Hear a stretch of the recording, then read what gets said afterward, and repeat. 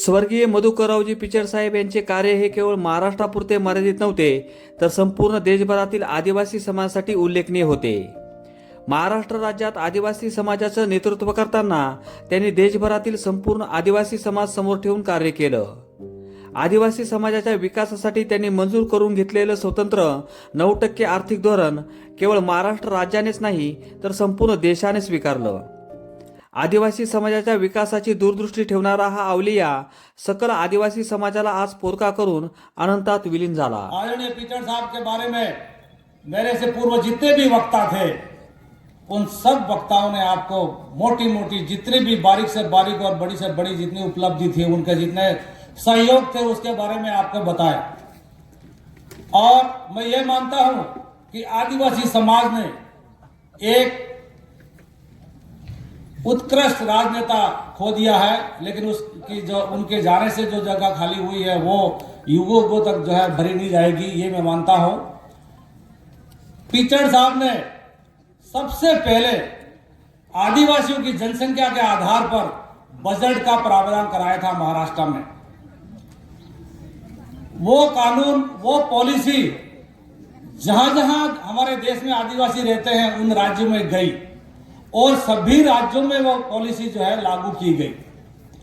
तो पिचड साहब आज की तारीख में जब जब भी बजट बनता है हर राज्य में, उस वक्त पिचड साहब की पॉलिसी को याद किया जाता है.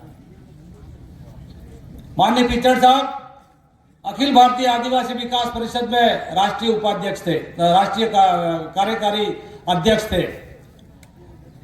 आदरणीय समजीभाई डामोर राष्ट्रीय अध्यक्ष, आदरणीय श्री फगन सिंह जी कुलस्ते साहब माननीय माजी मंत्री और वर्तमान में आप पार्लियामेंट कमेटी के चेयरमैन हैं. और अरविंद नेताम साहब नहीं आ सके हैं यहाँ पे, पूर्व माजी मंत्री. इनकी 4-5 सदस्यों की टीम के सहयोग से भारत सरकार को 1993 में एक सुझाव दिया गया था कि आदिवासियों के लिए अलग से मंत्रालय केंद्र में दिल्ली में होना चाहिए, आदिवासियों के लिए अलग से जनजातीय आयोग होना चाहिए, और इसके बाद आदिवासियों के विकास के लिए हर एक राज्य के राजधानी में एक विश्वविद्यालय होना चाहिए. और जहां जहां आदिवासी की जनसंख्या ज्यादा है उन जिलों में, देश के उन सभी जिला मुख्यालयों में आदिवासी के बालक बालिकाओं के लिए छात्रावासों की व्यवस्था की जाए.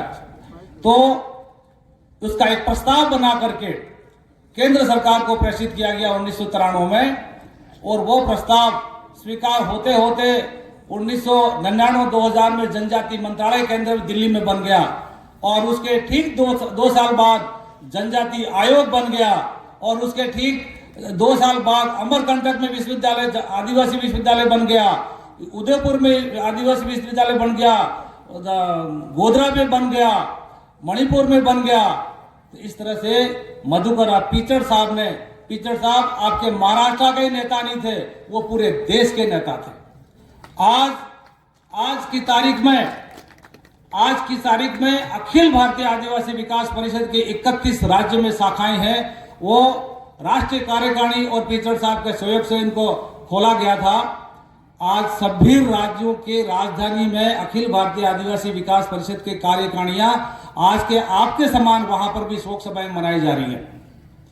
तो मैं अधिक नहीं बोलते हुए आप सबसे ये अनुरोध करूंगा कि माननीय पिचड साहब के आगे आने वाले हमारी भावी पीढ़ी जितनी भी राजनीति में है, चाहे वो महाराष्ट्र से हो, चाहे वो किसी और राज्य से हो, लेकिन उन सभी नेताओं को जो राजनीति में आ रहे हैं उनको पिचड साहब के पद चिन्ह पर चलना चाहिए, उनके मार्गदर्शन पे चलना चाहिए.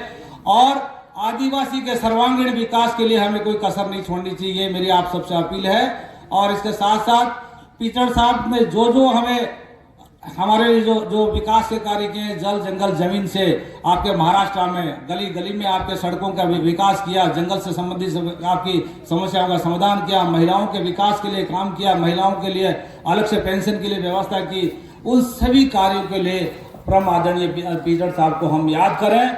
और मैं यही कहूंगा कि जब तक चांद सूरज देता है तब तक पिचड साहब को याद किया जाएगा. इन्हीं शब्दों के साथ एक बार मैं फिर से पुनः स्वर्गीय आत्मा को श्रद्धांजलि अर्पित करता हूँ. ओरियम.